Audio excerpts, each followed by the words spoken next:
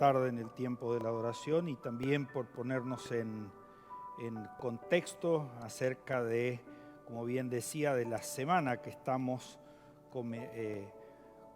comenzando para entrar en la próxima semana en la celebración, el recuerdo, el tiempo de lo que tiene que ver con la Semana Santa, los acontecimientos de el juicio a nuestro Señor Jesucristo y también el tiempo final de su crucifixión con la victoria de la resurrección. Así que introduciéndonos un poco en el tema que ya nos anticipa, quisiera compartir con ustedes esta reflexión en esta tarde que he titulado ¿A dónde vas y por qué? El pasaje que quisiera compartir con ustedes se encuentra en el Evangelio según San Juan, capítulo 16, versículos 1 al 7. San Juan 16, 1 al 7. Y en alguna manera estas dos preguntas, una la hace el mismo Señor Jesucristo y la otra surge del contexto mismo del pasaje. Queremos reflexionar en esta tarde sobre este párrafo de la Escritura. Juan, entonces Evangelio de Juan 16, comenzando en el versículo 1, dice: estas cosas, dice Jesús, les he dicho para que no tengan tropiezo. Los expulsarán de las sinagogas, pero viene la hora cuando cualquiera que los mate pensará que así rinde un servicio a Dios. Y harán estas cosas porque no han conocido ni al Padre ni a mí. Pero les he dicho estas cosas para que cuando llegue la hora se acuerden de que ya les había hablado de ella. Y no les dije estas cosas al principio porque yo estaba con ustedes, dice Jesús, pero ahora voy al que me envió. Y ninguno de ustedes me ha preguntado, ¿a dónde vas? Porque les he dicho estas cosas, la tristeza ha llenado sus corazones. Pero yo les digo la verdad, les conviene que yo me vaya, porque si no me voy, el Consolador, el Espíritu Santo, no vendrá a ustedes, pero si me voy, se lo enviaré. Que el Señor bendiga su palabra en esta noche y quisiera entonces que reflexionáramos un poco, como les decía, en la previa de los acontecimientos que van a desencadenar finalmente en el juicio al Señor Jesucristo, el prenderlo, el juzgarlo y el crucificarlo. Así que estos son acontecimientos finales donde Jesús está preparando ese momento tan especial. O sea, antes de ese momento, la preocupación de Jesús, como ustedes pueden ver en este pasaje tan simple, tan sencillo, tiene que ver con sus discípulos. O sea, aquellos a los cuales estaba formando y preparando para la continuidad de la obra. Y ya también en todos aquellos que ya habían creído en Jesús.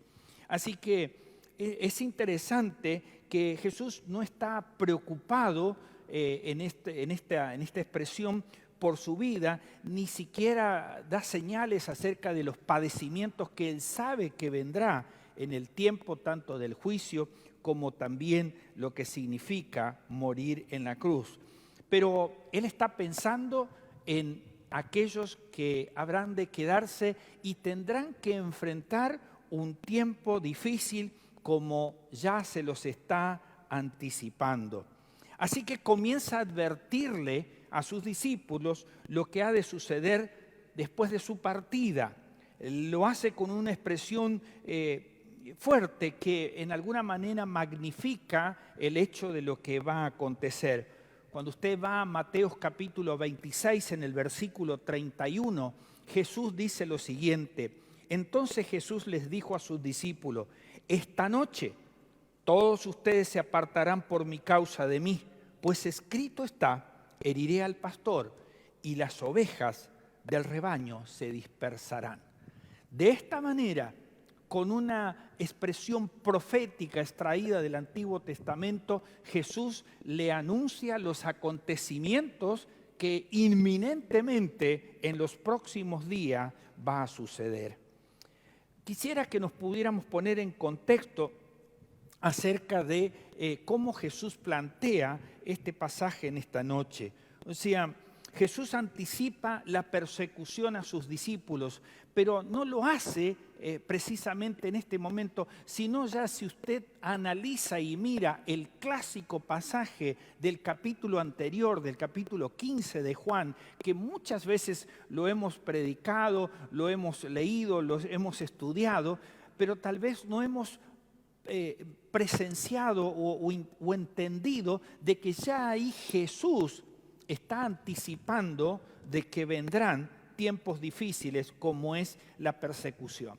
Si usted mira el pasaje, si va al capítulo anterior, ahí Jesús usa una palabra muy interesante para desafiar a sus discípulos, pero es palabra que quedó también para nosotros en este tiempo y en todos los tiempos hasta que el Señor regrese por segunda vez. La palabra que Jesús usa y que va acompañada con otros hechos es la palabra permanecer.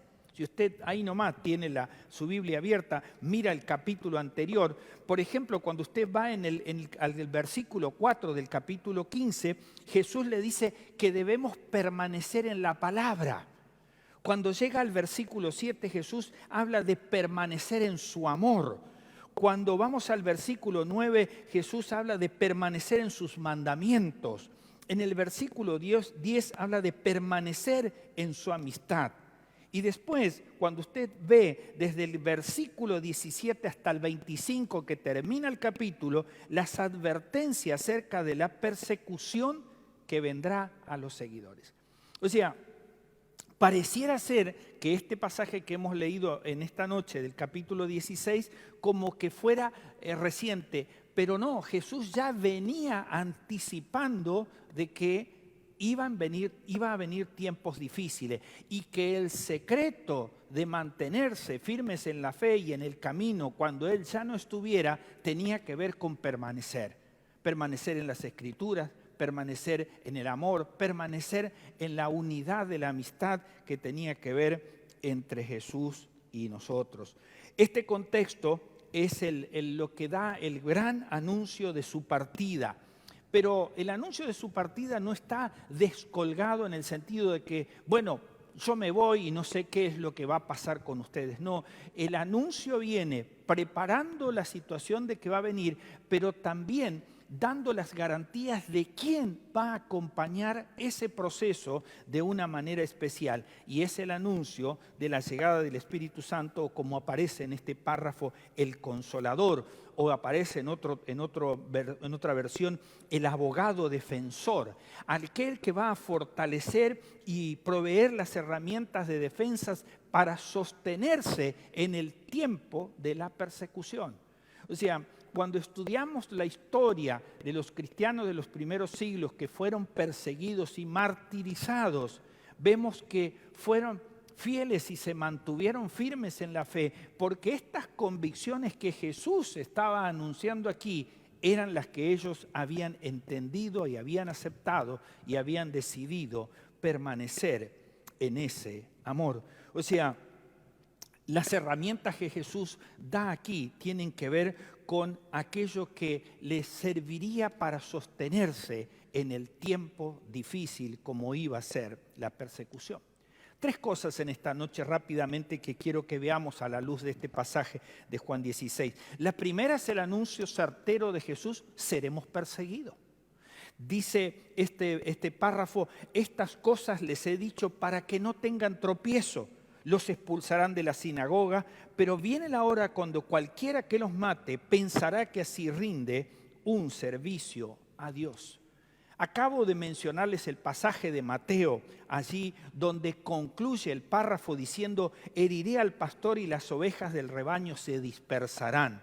Esa parte de la profecía que Jesús está repitiendo se encuentra en Zacarías capítulo 13, versículo 7, y se comenzó a cumplir la misma noche que Jesús es capturado y comienza el juicio. Y podemos verlo en las Escrituras que esas cosas sucedieron. O sea, en primer lugar, los discípulos se dispersaron, huyeron por temor, y algunos no solo que le abandonaron, sino como en el caso de Pedro, que andaba como un espía allí, también llegó al punto que Jesús mismo le anuncia: antes que el gallo cante 3 veces me negarás. Y eso fue lo que aconteció. O sea, lo que estaba sucediendo, lo que iba a suceder, era algo que Jesús sabía que iba a suceder de esa manera.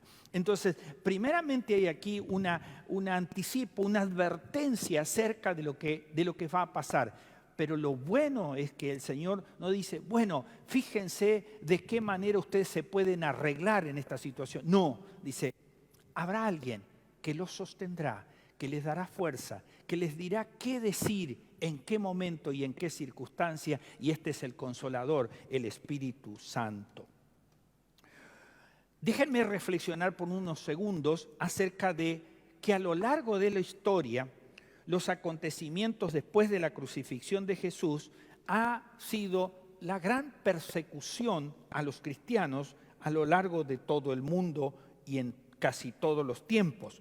Algunos historiadores estiman que en el último siglo más de 10 millones de cristianos fueron perseguidos y martirizados a lo largo de todo el mundo. Tal vez nosotros vivimos en un país que, si bien tenemos algunos rasgos fuertes de violencia en estos tiempos, pero hay países donde la persecución específicamente hacia los cristianos es verdaderamente sostenida.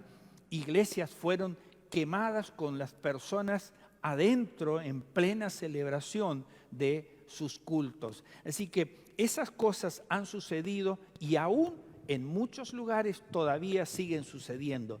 Claro, no son noticia, no se conocen, a veces aparecen muy así por arriba, pero esas cosas han ocurrido y siguen ocurriendo. Lo que Jesús les advierte a sus discípulos y ahora también a nosotros es con una palabra muy interesante. Dice Jesús comenzando el pasaje: cuidado, no tropiecen.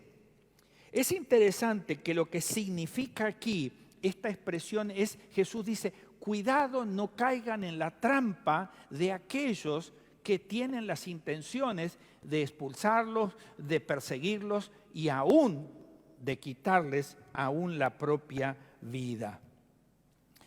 Pero además de esto, para que no sea una sorpresa porque no les avisó, les confirma de que realmente eso va a suceder. O sea, dice, Jesús menciona las sinagogas, pero evidentemente eso se trasladó también después a todas las iglesias que fueron siendo plantadas a lo largo de la historia por los discípulos y después los que continuaron. Pero para continuar y entender esto de la persecución, después el apóstol Pedro, quien ya está afirmado en la fe y que está siendo sostenido por ese Espíritu Santo, dice allí en su primera carta, en el capítulo 4, versículo 12, un pasaje muy conocido para nosotros. Dice: amados, no se sorprendan del fuego de la prueba que en medio de ustedes ha venido para probarlos, como si alguna cosa extraña estuviera aconteciendo. Lo que Pedro está diciendo aquí, esto que Jesús nos dijo a nosotros y que para nosotros fue una sorpresa, que para nosotros en ese momento tal vez no lo entendimos bien, dice, nos dimos cuenta que con el correr del tiempo eso fue lo que sucedió. Y dice, ahora para fortalecerlos a ustedes que están en el camino de la fe, le digo, no sean sorprendidos por esto. La misma expresión que Jesús hace: tengan cuidado de no tropezar, tengan cuidado de no caer en la trampa de esa persecución. La persecución y las expulsiones en las sinagogas y las iglesias ha seguido sucediendo en todas partes del mundo. Los intentos para que las iglesias cierren sus puertas a lo largo del mundo y de los países siempre ha estado a la orden del día. Intentos de permanente para que las iglesias verdaderamente abandonen su tarea misionera. Pasó tal vez en esta última pandemia pudimos verlo. A veces lo que hay que entender y interpretar de que a veces los modelos de persecución van cambiando en su formato y en su figura, ¿no? En este caso, porque los tiempos han cambiado, llega de manera de una acción prohibitiva, ¿no? Cierren las puertas porque no se puede hacer esto. Y eso atenta con una de las grandes libertades que son las libertades de culto, las libertades de expresión, aquellos que tenemos como derecho constitucional y que muchas veces es cercenado, es cortado, porque justamente no quiere que eso suceda. Muchas persecuciones se hicieron en nombre de Dios, eso ya lo hemos visto y lo hemos escuchado, por supuestos motivos muchas veces de purificación, ¿no? Entre comillas, por supuesto, ¿no? Jesús da la razón de por qué esto iba a suceder. O sea, lo interesante es que en este corto párrafo Jesús no solo advierte, sino que da las razones. Dice, ¿cuál va a ser la razón de por qué va a venir esta persecución? ¿Por qué va a haber cierre de iglesias, de sinagogas, de todo esto? Y Jesús lo expresa de esta manera. Y harán estas cosas, dice Jesús, porque no han conocido ni al Padre ni a mí. O sea, ese es el punto fundamental de por qué estas cosas que Jesús anticipa van a suceder. Y a medida que nos vamos acercando a ese tiempo final que no tenemos la fecha y que no arriesgaremos nunca en ponerla, sin embargo, pareciera ser de que esto se acrecienta tanto en el maltrato y la persecución, como también en el alejamiento, en el desconocimiento de Dios y especialmente de Jesús como Señor y Salvador. Entonces, para cerrar el punto, ¿qué es lo que nos propone? Nos propone de estar alerta de manera permanente, que nuestras oraciones no fluctúen justamente cuando los momentos críticos y difíciles lleguen. La persecución, como les he dicho, llega de diferentes maneras y de diferentes modelos, pero llega. Entonces debemos estar atentos y debemos saber que nuestra fe se debe mantener aún a pesar de las presiones, de las situaciones difíciles. Fortalecer la fe y la relación con nuestro Señor es fundamental. Prepararnos, como dice Pedro, para cuando el momento crítico llegue, estar atento, porque hoy se presenta de manera diferente a lo que ha sido en otros tiempos, pero siempre está presente. Ahora hay maneras más sofisticadas de persecución, como la prohibición de expresar libremente nuestra fe en lugares públicos o en lugares laborales de nuestro trabajo, impedimento para la oración pública, la lectura de la Biblia en ciertos lugares. Todo es parte de esta nueva técnica de persecución y de cercenar las libertades, las garantías que debemos tener toda persona que vivimos en este mundo. Primera cosa que Jesús nos advierte, vendrá el tiempo de la persecución. La segunda cosa es responder en alguna manera a la pregunta que Jesús mismo hace allí en el texto, que es, ¿a dónde vas? Dice Jesús, pero les he dicho estas cosas para que cuando llegue la hora se acuerden de que ya les había hablado de ellas, o sea, de la persecución. Y no les dije estas cosas al principio porque yo estaba con ustedes. O sea, yo era quien los protegía. Pero ahora voy al que me envió, o sea, al Padre, y ninguno de ustedes me ha preguntado, ¿a dónde vas? Porque les he dicho estas cosas, la tristeza ha llenado sus corazones. El anuncio de Jesús sorprendió, por supuesto, a los discípulos y les causó una gran tristeza, ¿no? Algunas de las razones los discípulos no habían captado la dimensión del anuncio de Jesús acerca del anticipo de lo que iba a venir. Como que en alguna manera estaban cómodos de cómo la situación se estaba dando con Jesús, caminando con ellos, enseñando y compartiendo, pero no estaban preparados para semejante anuncio. Dice, ahora la tristeza ha llenado sus corazones. Solo podían ver el dolor que les causaba o les causaría la partida de Jesús, que estaba anunciando de que eso es lo que iba a suceder. Pero su partido era un paso esencial para el crecimiento de sus discípulos. O sea, cuando Jesús permite que algo suceda en nuestras vidas, siempre hay un propósito. Y en este caso el propósito era el crecimiento. El plan perfecto de Dios que incluía a Jesucristo pagando el precio en una cruz, estaba pautado y estaba acordado entre Dios el Padre y Jesús. O sea, esto le causaba tristeza, les causaba dolor. Sin embargo, Jesús sabía que era lo más conveniente. La ausencia de su presencia física sería reemplazada por el fortalecimiento y quienes lo guiaría en este nuevo camino que iban a emprender, que comenzaría con la persecución, pero que tenía incorporado el trabajo de seguir extendiendo el reino de Dios. Jesús les dice: mientras yo estaba con ustedes, yo los cuidaba. O sea, el Espíritu Santo estaba como ha estado desde el principio, pero su rol iba a comenzar a funcionar. Es lo que Jesús dice cuando dice: le enviaré el Consolador. Su rol iba a comenzar a funcionar a partir de la muerte de Jesús. Dice, porque yo era el que los cuidaba. Entonces dice Jesús, no era necesario que interviniera en este caso el Espíritu Santo, pero iba a llegar ese momento. Cuando Jesús dice de esta protección, habla allí en el próximo capítulo, en el 17, en el versículo 12, la famosa oración de protección. Jesús dice: cuando yo estaba con ellos, orando al Padre, los guardaba en tu nombre, el nombre que me diste, y los guardé, y ninguno se perdió, excepto el hijo de perdición, para que la Escritura se cumpliera. Ahora, la pregunta que Jesús hace es la pregunta que queda flotando allí en el aire, ¿no? Que Jesús dice: ninguno de ustedes me ha preguntado a dónde vas. Es interesante que es una pregunta que Jesús en alguna manera se hace a sí mismo.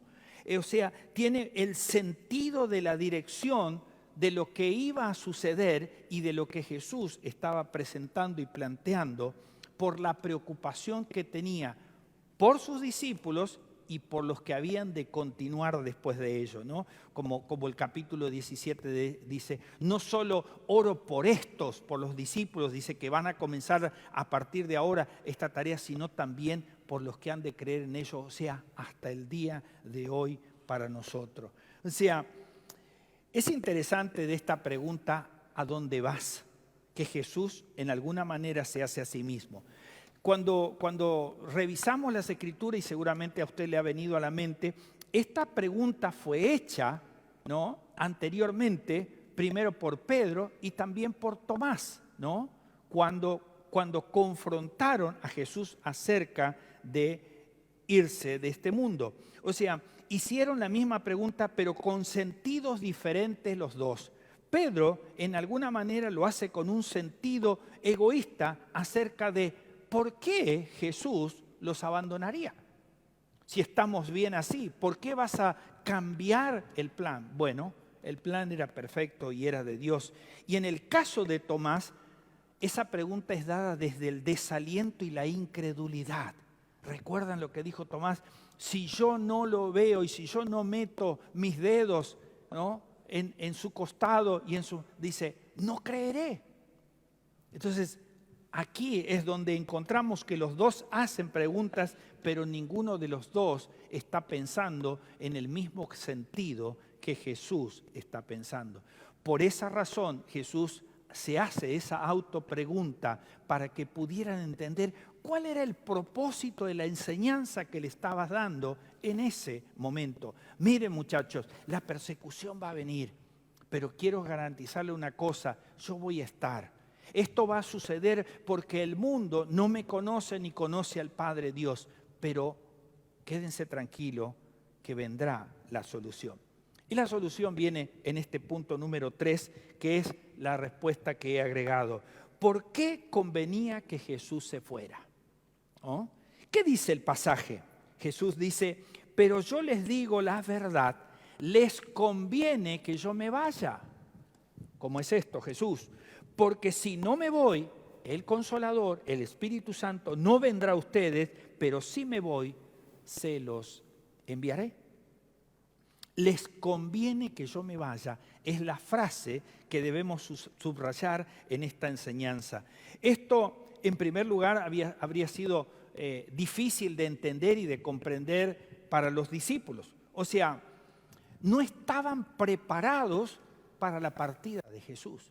Aunque Jesús se lo venía anticipando, aunque Jesús le venía diciendo que este era el camino, sin embargo, no habían captado hasta ese momento la situación, hasta que Jesús ahora los confronta fuertemente y entonces para que pudieran entender. O sea, no hay ninguna persona que esté preparada o lista para perder a un ser querido y en este caso a alguien tan especial como era Jesús. Habían vivido tiempos maravillosos, llenos de vida, milagros, enseñanza, todas aquellas cosas que a lo largo de más de 3 años habían caminado y compartido con Jesús. ¿Y cómo ahora Jesús decía, ya no voy a estar con ustedes? O sea, era algo que les costaba mucho asimilar. O sea, ¿cómo es que iba a irse? Por eso, sobre todas las cosas, lo que Jesús dice es esto. Esto es lo mejor para ustedes. Es para su beneficio. El que vendrá suplirá todas sus necesidades y fortalecerá frente a la persecución. Por eso, dice Jesús, conviene que yo me vaya. Ahora veamos algunos otros aspectos de esta razón por qué Jesús dice que conviene que Él se vaya. Después de todo, si los discípulos realmente hubieran entendido qué es lo que estaba por suceder, le hubiera sido todavía más difícil comprender la intervención, la llegada del Espíritu Santo. O sea, estaban concentrados y centrados en la situación de vivir en la comodidad y en el cuidado permanente de Jesús. Jesús dice, cuando yo estaba, yo los cuidaba. No había ninguna necesidad, dice, yo era quien los protegía. Pero ahora que yo me voy, es necesario que el Espíritu Santo comience a hacer su tarea. Jesús sabía que esto sería difícil de entender para ellos, pero porque les había dicho estas cosas, dice, la tristeza llenó sus corazones. Se pusieron muy tristes. ¿Por qué? ¿Por qué Jesús te vas a ir si estamos bien de esta manera? Cuando Jesús tiene cosas difíciles que decirnos, Él sabe que será así, justamente difícil. Él entiende que aunque a veces no queremos escuchar ese tipo de respuesta, son las que va a suceder y Él las va a decir. Tal vez desearíamos que no las dijera, pero Él lo hace por amor. Era necesario que supieran, vendrán tiempos difíciles, como le dice después Pablo a Timoteo. O sea, la persecución iba a estar permanente. Cuando Jesús tiene cosas difíciles para decirnos, Él sabe realmente que necesitamos escucharla para nuestro propio crecimiento y fortalecimiento. Cabe aquí algunas preguntas personales para nosotros. ¿Está Dios haciendo algo en nuestras vidas que no entendemos? ¿Está haciendo Dios algo en nuestras vidas que no entendemos? Muchas veces pasan cosas en nuestras vidas. Miramos a los costados, miramos para atrás, miramos para arriba, decimos, ¿qué está pasando? Y a veces pensamos, Dios nos ha abandonado, Dios no está con nosotros. ¿No? El anuncio dice, esto podría pasar, está dentro de las posibilidades. Pero déjenme decirle, dice, que hay alguien que va a sostenerlo. Hay dolor en nuestro corazón cuando algunas respuestas no llegan o no escuchamos lo que quisiéramos en los momentos difíciles. Consideremos por un momento tal vez que lo mejor sea aquello que nos conviene para nuestro bienestar, porque Dios sabe lo que nosotros necesitamos, porque Él ve hacia adelante. O sea, cuando llegan cosas negativas, como iba a ser en este caso la persecución, ¿cuál era el propósito? No lo veían en ese momento. Y cuando nos pasan cosas a nosotros en nuestra vida diaria y son difíciles, en el momento no vemos. Pero Dios que ve hacia adelante, en su plan, Él está permitiendo. Y dice, mucho de eso tiene que ver también para nuestro crecimiento. Jesús no permitiría que el sufrimiento de los discípulos no fuera sin un propósito. ¿Por qué? ¿Por qué haría eso? ¿Simplemente para que sufran? ¿Para que aprendan? No. tendría que haber un propósito. Fíjense que el texto comienza con una pequeña palabra muy interesante. La palabra es pero. Esta es una de las grandes palabras en la Biblia. Pero significa a pesar de todo.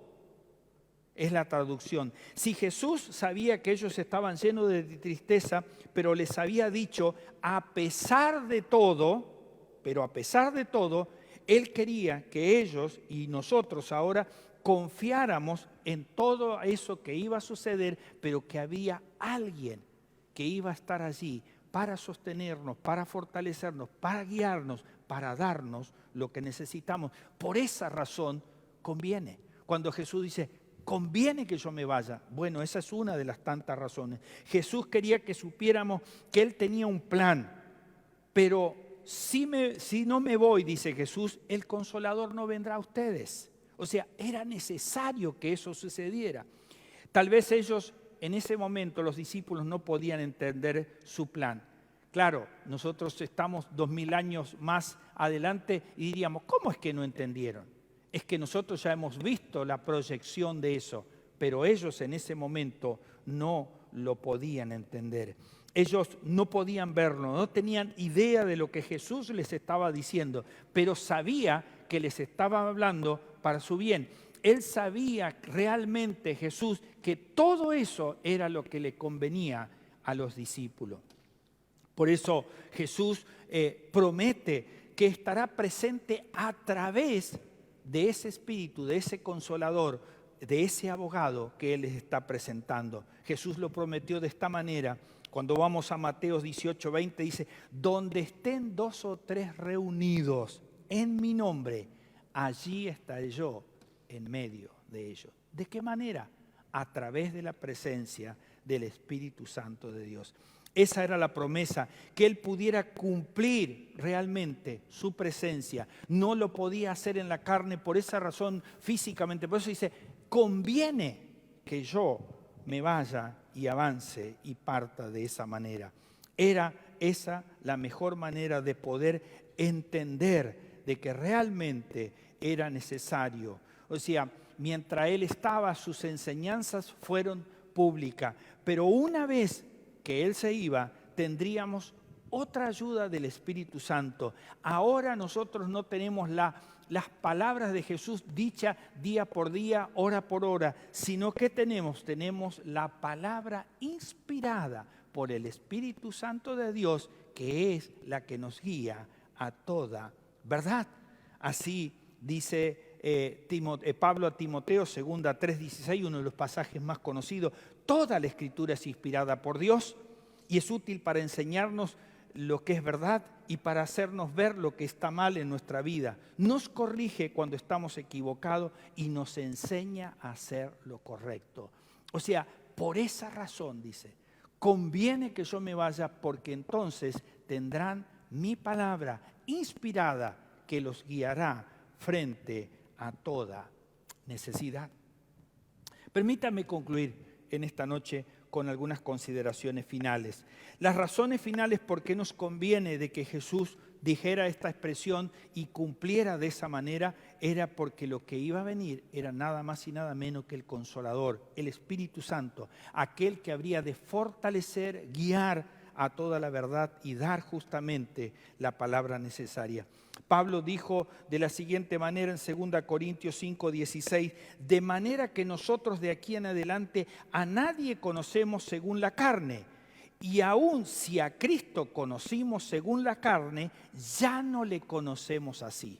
¿Por qué? Porque Él ya está en el trono, sentado a la diestra del Padre, y nos ha dejado el Espíritu Santo para guía y fortaleza.